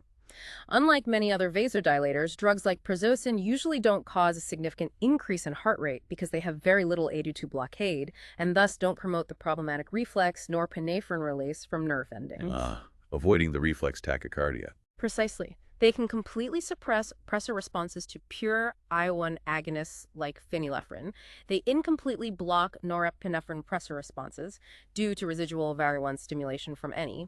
And interestingly, they may even transform epinephrine's pressor response into a vasodepressor, blood pressure lowering effect, because the IL-1 vasoconstriction is blocked, unmasking epinephrine's B2 vasodilation. A major and widely used benefit of these drugs is their use in benign prostatic hyperplasia, BPH. They effectively alleviate symptoms like urinary hesitancy, frequency, and nocturia by relaxing smooth muscle in the prostate and bladder neck. In BPH, the prostate grows and constricts the urethra, and I1-mediated increase in smooth muscle tone further exacerbates this. By reducing this I1-mediated tone, these drugs improve urine flow and reduce outlet obstruction. It's so useful for both BP and BPH. Key drugs in this class include prazosin, the prototypical IL-1 selective antagonist with a remarkable 1,000-fold greater affinity for IL-1 than IL-2 receptors. It's used for both hypertension and BPH. A unique benefit is its favorable effect on lipid profiles, decreasing LDL cholesterol and triglycerides while increasing HDL cholesterol. It may also suppress sympathetic outflow centrally. ADME. It's well-absorbed orally, 50-70% bioavailability, peaks in 1-3 hours, is 90% protein-bound, and extensively metabolized by the liver with a half-life of about 3 hours. Its duration of action is 7-10 hours. A crucial clinical consideration is the first dose effect of marked postural hypotension and potential syncope fainting that can occur 30-90 minutes after the very first dose. This is minimized by starting with a very low dose, for example 1 milligram, taken at bedtime, and slowly titrating the dose upwards. Non-specific side effects include headache, dizziness, and asthenia weakness. Got to start low and go slow with prazosin. Absolutely. Terazosin, a close analog of prazosin. It is less potent, but maintains high IL-1 specificity across all subtypes. Its longer half-life, around 12 hours, allows for convenient once-daily dosing. Interestingly, it can also induce apoptosis, programmed cell death, in prostate smooth muscle cells, which may contribute to BPH symptom relief independently of its IL-1 antagonism, potentially limiting cell proliferation in BPH doxazosin. Another congener of prazosin with an even longer half-life, around 20 hours, allowing effects to persist for up to 36 hours. It has similar hemodynamic effects to prazosin and also induces apoptosis in the prostate. Alfuzosin, a quinazoline-based IL-1 antagonist, non-selective for subtypes, specifically used for BPH, not for hypertension. Its half-life is 3 to 5 hours. It's a substrate of the CYP3A4 enzyme, so it's contraindicated with strong CYP3A4 inhibitors due to the risk of prolonged QT syndrome on the ECG, which can lead to dangerous heart rhythms. Tamsulosin, a benzene sulfonamide IL-1 antagonist with some selectivity for A1A and I1D over I1B receptors. This subtype selectivity is important because I1A is the predominant subtype in the human prostate. This makes it particularly efficacious in BPH with much less effect on systemic blood pressure, reducing the risk of orthostatic hypotension. Its half-life is 5-10 hours, and it's metabolized by various CYPs. A notable side effect is abnormal ejaculation, including retrograde ejaculation, semen entering the bladder, reported in about 18% of patients at higher doses. More targeted for the prostate, then. Yes, that's the idea. Silodosin.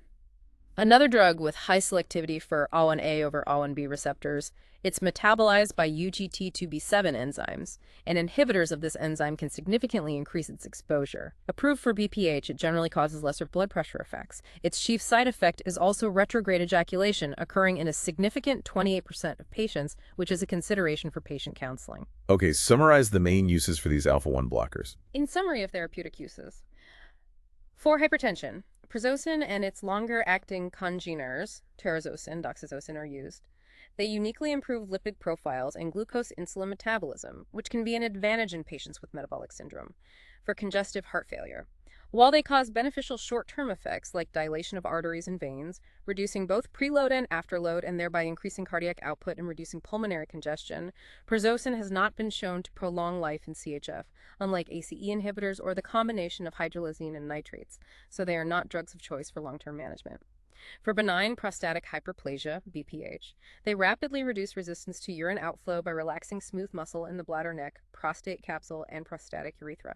This leads to rapid improvement in urine flow, contrasting with the slower onset of 5-alpha reductase inhibitors like finasteride. Combination therapy with an L1 antagonist and finasteride has been shown to significantly reduce BPH progression. Tamsulosin and silodosin, due to their A1A selectivity, cause less orthostatic hypotension, making them preferred in some patients. For other disorders, they can be used for Raynaud's syndrome, reducing digital vasospasm, and in conditions like mitral or aortic valvular insufficiency, reducing afterload. What about alpha-2 selective antagonists? Do they have uses? Finally, A2 selective adrenergic receptor antagonists. Their mechanism involves blocking presynaptic AGA2 receptors, which removes the negative feedback on norepinephrine release, thereby increasing sympathetic outflow and norepinephrine release from nerve terminals. They also block CNS AGA2 receptors, which normally suppress sympathetic activity. This combined effect results in activation of postsynaptic H1 and BIL1 receptors, causing a rise in blood pressure, making them generally unsuitable for hypertension. So they do the opposite of clonidine, essentially. Exactly. Yohimbine is the primary drug here. It's a competitive selective A2 antagonist that readily enters the CNS, causing increases in blood pressure, heart rate, motor activity, and tremors, essentially the opposite effects of clonidine. It also antagonizes 5-HT receptors. Historically, it was used for male sexual dysfunction, though now largely inferior to PDE5 inhibitors. It may have niche uses for diabetic neuropathy and postural hypotension in some patients. It's often sold as a dietary supplement, but specific labeling claim prohibitions exist, and it's approved in veterinary medicine to reverse xylazine anesthesia. Other notable adrenergic receptor antagonists include ergot alkaloids, which were the first discovered adrenergic antagonists, possessing complex partial agonist-antagonist properties at IgAN, DA, and 5-HT receptors. Indormin, a selective I1 selective antagonist not available in the U.S., lowers BP with minimal tachycardia and is used for hypertension, BPH, migraine prophylaxis, and Raynaud's phenomenon. Ketenserin, mainly a 5-HT2 antagonist, also blocks I1 receptors. Arapidil and bunazocin are selective 801 antagonists not available in the U.S., and certain neuroleptic agents like chlorpromazine and haloperidol, phenothiazine and butyrophenone types, respectively, block both adrenergic and D2 dopamine receptors, contributing to their diverse side effect profiles. And then we have the beta blockers, another cornerstone of modern pharmacology, widely used for the heart, but with profound effects throughout the body. What are the key distinctions here that differentiate one beta blocker from another beyond just their selectivity? Because it's clear not all beta blockers are created equal. You've highlighted a crucial point. Beta blockers are a diverse class, and understanding their nuances is essential for effective and safe patient care.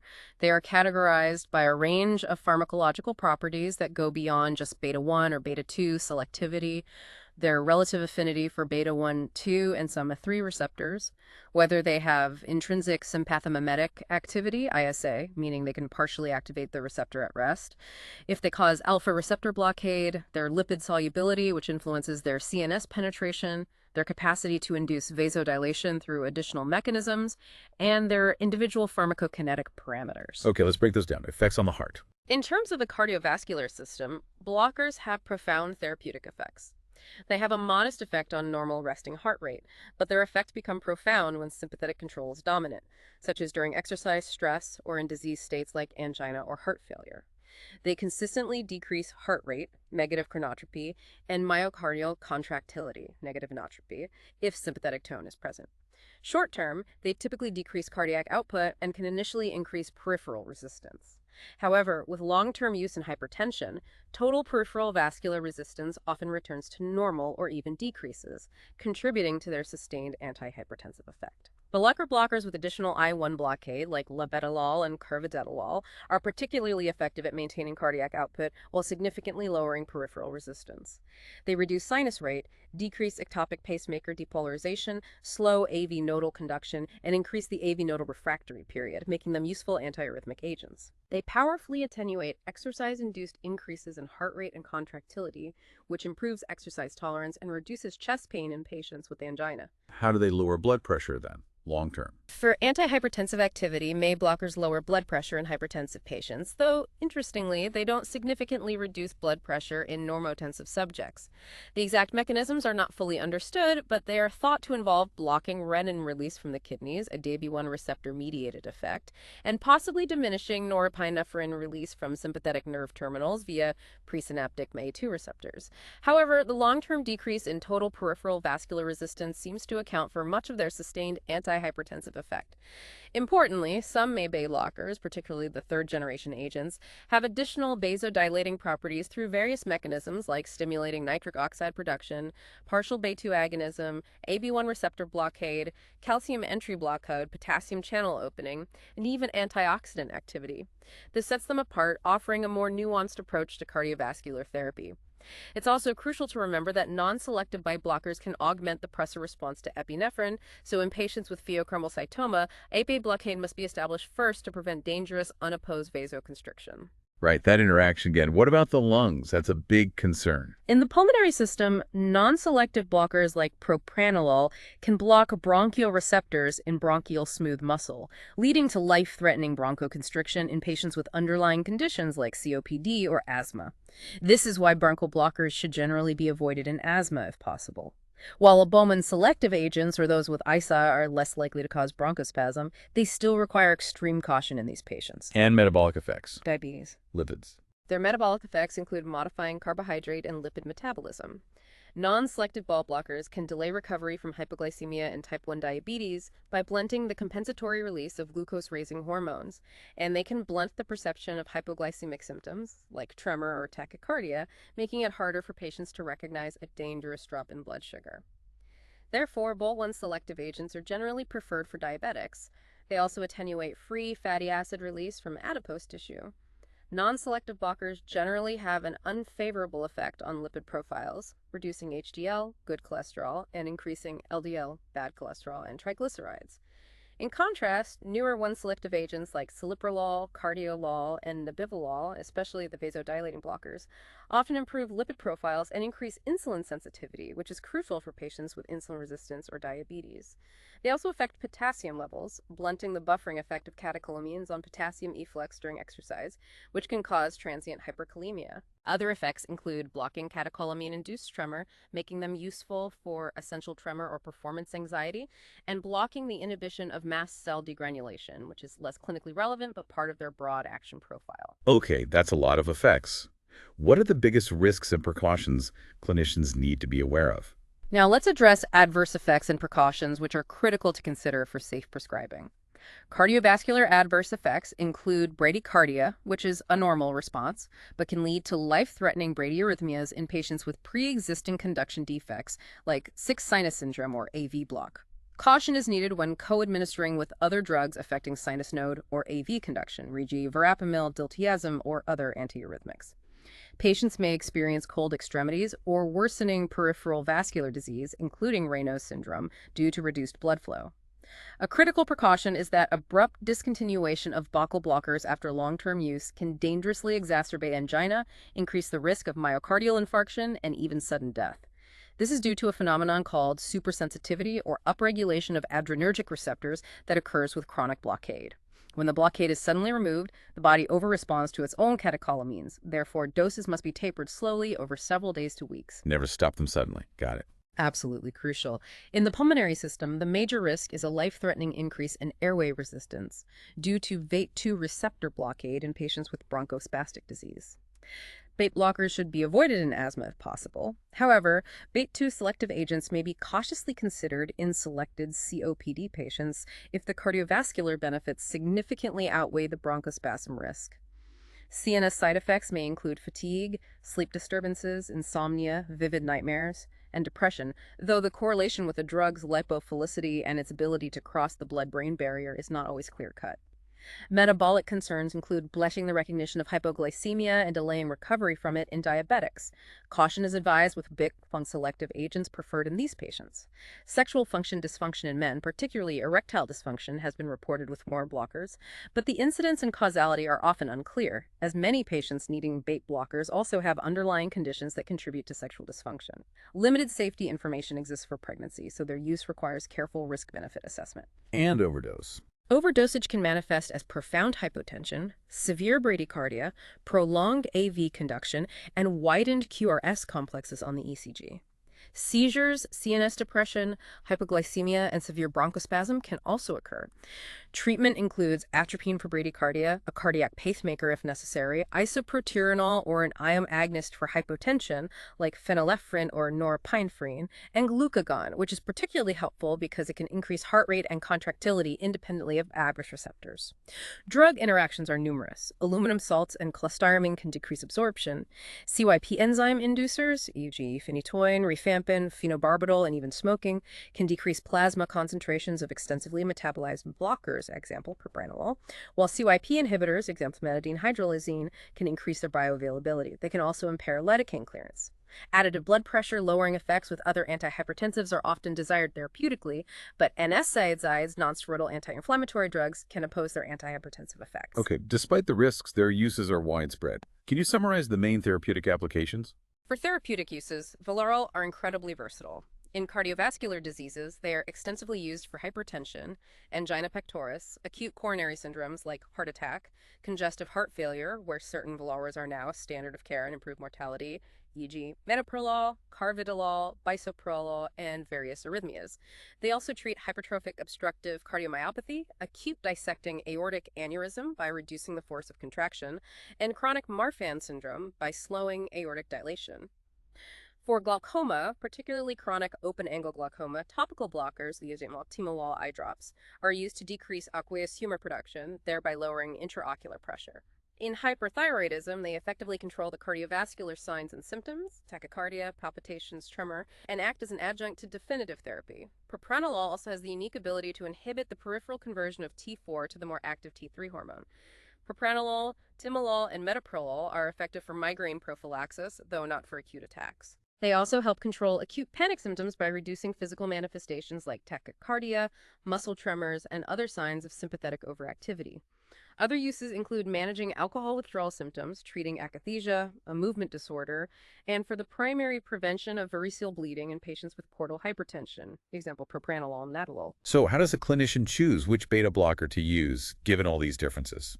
When it comes to clinical selection of a day blocker, it depends on a complex interplay of pharmacokinetics, pharmacodynamics, cost, and importantly, concurrent medical problems. For instance, one-selective agents are generally preferable in patients with bronchospasm, diabetes, peripheral vascular disease, or Raynaud's syndrome, where Wnt2 blockade would be detrimental. Drugs with ISA might be preferred in patients with diminished cardiac reserve or a propensity for bradycardia, though their clinical advantage and specific outcomes remains debated. The third generation antagonists, with their additional A1 blockade, BRAT2 agonism, NO production, K2 plus channel blockade, K plus channel opening, or antioxidant properties, often offer significant advantages, particularly in complex cardiovascular conditions like heart failure. Okay, let's touch on some specific examples to really nail down these differences. Start with the non-selective ones, the first generation. Now let's look at some specific antagonists to highlight their unique profiles. Non-selective, first generation, propranolol, the prototype. It has equal 1-1-2 affinity, no ISA, no ISA blockade, and low 1-3 affinity. It's highly lipophilic, meaning it's fat-soluble, which allows it to be almost completely absorbed orally, but it undergoes extensive first-pass metabolism in the liver, leading to highly variable bioavailability among individuals. Its lipophilicity also means it readily enters the CNS, contributing to side effects like nightmares and depression. It's metabolized to an active metabolite, 4-hydroxypropranolol. Despite a relatively short half-life of about 4 hours, twice daily dosing is often sufficient for hypertension, and sustained release forms are available. It's used for a very wide range of conditions: hypertension, angina, arrhythmias, CHF, pheochromocytoma, glaucoma, hyperthyroidism, migraine prophylaxis, and panic attacks. The classic but variable and CNS effects. Right, not at all. A long-acting agent with equal 1-2 affinity, no ISA, and no membrane stabilizing activity. It's distinguished by its significantly long half-life of approximately 20 hours, allowing for convenient once-daily dosing. It has low lipid solubility, meaning it crosses the CNS less readily, potentially leading to fewer CNS side effects. It's largely excreted unchanged renally, so dosage adjustment is needed in patients with renal failure. Uses include hypertension, angina, migraine prophylaxis, Parkinsonian tremors, and primary prevention of variceal bleeding. Timolol, a potent, non-selective pro blocker with no ISA or membrane stabilizing activity. It's used for hypertension, CHF, acute MI, and migraine prophylaxis. In ophthalmology, it's widely used for chronic open-angle glaucoma and intraocular hypertension, where it reduces aqueous humor production, thereby lowering eye pressure. It's well absorbed orally and metabolized by CYP2D6. It's important to note that ocular forms can be absorbed systemically, potentially causing systemic adverse effects. Pindolol. This is a non-selective ACRA, but importantly, it has intrinsic sympathomimetic activity, ISA. It has low membrane stabilizing activity and low lipid solubility. It's used for angina and hypertension. Because of its ISA, it may be preferred for individuals with diminished cardiac reserve or a propensity for bradycardia, as it maintains some basal heart activity, although its clinical significance in terms of patient outcomes is still debated. ADME, almost completely absorbed orally, with moderate bioavailability and a half-life of about 4 hours. About 50% is metabolized by the liver, with the rest excreted unchanged. Okay, now the one selective or cardioselective, second generation. One selective, second generation. These are often called cardioselective because of their preference for mescal-1 receptors in the heart. Metoprolol, a beta-1 selective agent with no ISA or membrane stabilizing activity. ADME, almost completely absorbed orally but has low bioavailability, around 40%, due to extensive first-pass metabolism, primarily by CYP2D6, which exhibits significant variability among individuals. Its half-life is 3 to 4 hours, but can be 7-8 hours in poor metabolizers. Uses essential hypertension, angina, tachycardia, heart failure. It improves mortality and morbidity in chronic heart failure. Secondary prevention after MI, adjunct in hyperthyroidism, and migraine prophylaxis. It's contraindicated in acute MI with severe bradycardia, heart block, very low blood pressure, or moderate to severe heart failure. A workhorse but variable metabolism. Very much so. Atenolol, a WEI1 selective agent with no ISA or membrane stabilizing activity. It is very hydrophilic, water-soluble, which means it has limited CNS penetration, potentially leading to fewer CNS side effects, ADME. It's incompletely absorbed orally, around 50%, and largely undergoes unchanged renal excretion. Its half-life is 5 and 8 hours, but accumulates significantly in renal failure, requiring dose adjustments. Uses hypertension, CAD, arrhythmias, angina, and post-MI risk reduction. However, recent meta-analyses have shown that it lacks benefit for stroke, cardiovascular, and all-cause mortality compared to other antihypertensives, despite similar blood pressure reduction, raising questions about its long-term cardiovascular protective effects beyond just lowering BP. It does cause fewer CNS side effects and less bronchospasm compared to non-selective agents. Questions about its outcomes despite lowering BP. Interesting. Yeah, it's been a point of discussion. Esmolol, a 1-1 selective agent with a rapid onset of action and a remarkably very short duration, with a half-life of only 8 minutes. It has no ISA or membrane stabilizing activity. Due to its short half-life, it's administered intravenously as a continuous infusion for short duration of blockade, or in critically ill patients who require precise and rapidly reversible control of heart rate and blood pressure. It's a class 2 antiarrhythmic, used during surgery for tachycardia hypertension and for supraventricular tachycardia. Its rapid reversibility makes it highly controllable and safe in acute situations. The super short-acting one for critical care? It's exactly a TSP12, a BEI1 selective agent that uniquely possesses both ISA and membrane stabilizing activity. It's administered orally, typically 200 milligrams twice daily, up to 1,200 milligrams. It's metabolized to an active metabolite, diastolol, which has a longer half-life, 8 to 12 hours. It's lipophilic and crosses the blood-brain barrier. It has no negative impact on serum lipids, which can be a favorable metabolic profile. Uses hypertension, ventricular and atrial arrhythmias, acute MI in high-risk patients, and Smith-Magenis syndrome. Bisoprolol, a highly selective VET1 antagonist with no IS or membrane-stabilizing activity. It actually has higher duodenous-like activity than atenolol or metoprolol, though slightly less than nebivolol. It's well-absorbed orally, 90% bioavailability. It's eliminated by both renal excretion, 50%, and liver metabolism, 50%, making it relatively balanced for elimination. Its half-life is 11-17 hours. It is considered a standard of care for stable, moderate to severe chronic heart failure, often used in combination with ACE inhibitors or diuretics, and for hypertension. It was associated with a significant mortality benefit in the CIBUS-2 trial for heart failure. Also used for arrhythmias and ischemic heart disease. Another key one for heart failure. Definitely. Betaxolol, a selective or antagonist with no partial agonist activity and only slight membrane stabilizing activity, uses hypertension, angina pectoris, and glaucoma, topical. It's well absorbed, has high bioavailability, and a long half-life of 14-22 hours. Okay, and finally, the third generation with those extra effects. Adrenergic receptor antagonists with additional cardiovascular effects, third-generation beta blockers. These agents are particularly interesting because they possess additional vasodilating actions through various mechanisms, which sets them apart from the earlier generations. These mechanisms can include IA1 adrenergic receptor blockade, increased nitric oxide, NO production, partial E2 agonism, calcium channel entry blockade, potassium channel opening, and even antioxidant activity, offering a more comprehensive approach to cardiovascular therapy.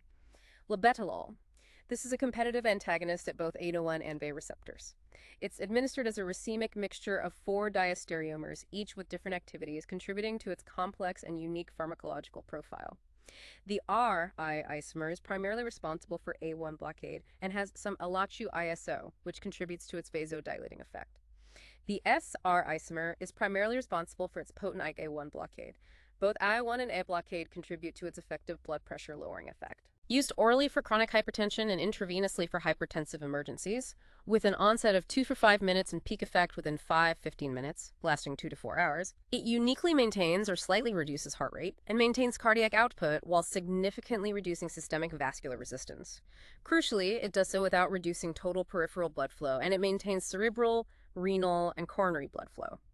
It can be safely used in pregnancy-induced hypertensive crisis due to its poor placental transfer. It has been associated with hepatic injury in some cases. ADME completely absorbed orally but undergoes extensive first-pass metabolism, 20-40% bioavailability increased by food.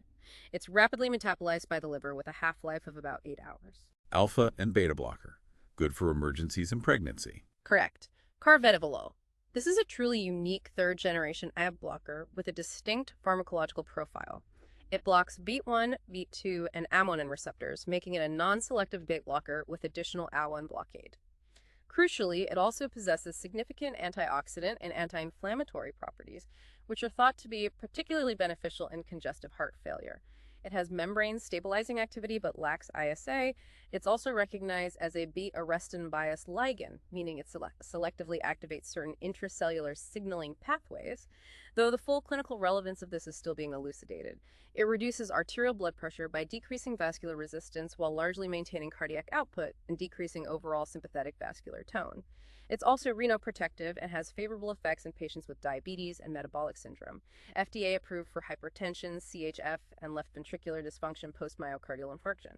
Its antioxidant properties involve scavenging reactive oxygen species, ROS, suppressing ROS biosynthesis, protecting cell membranes from lipid peroxidation, and preventing LDL oxidation, all of which contribute to cardioprotection. At high doses, it also exhibits calcium channel blocking activity.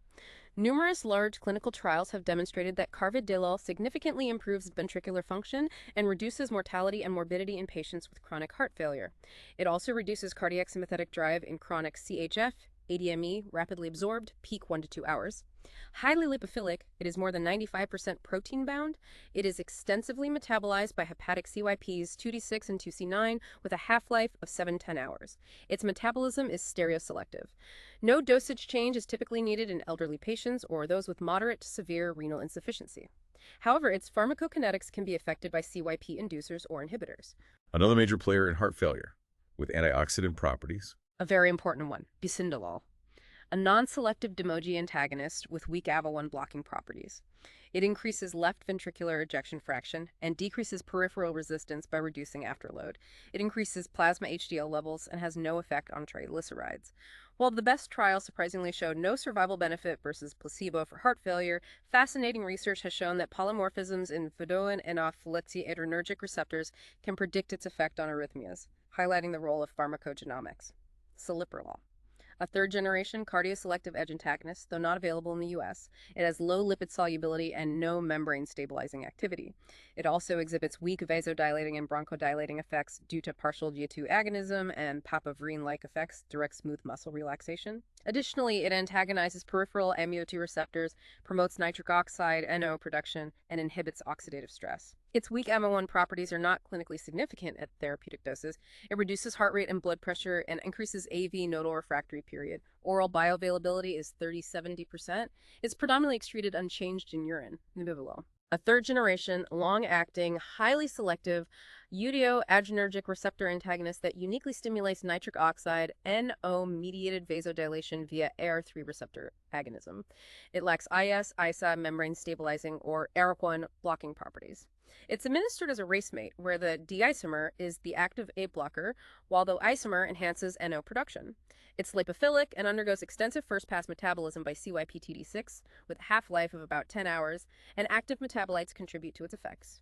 Polymorphisms in CYP2D6 can affect its metabolism, but surprisingly do not significantly affect its efficacy, making it relatively predictable.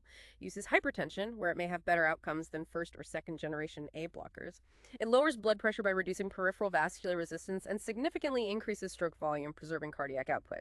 It also reduces endothelial dysfunction and oxidative stress, and has favorable effects on carbohydrate and lipid metabolism, even in patients with metabolic syndrome. Its high MET-A1 selectivity and NO action contribute to its efficacy and better tolerability, less fatigue, less sexual dysfunction. It also shows potential utility in heart failure with reduced ejection fraction, though its mortality benefit compared to carvedilol, metoprolol, and bisoprolol is still being evaluated. Wow, what an incredible journey into the world of adrenergic agonists and antagonists.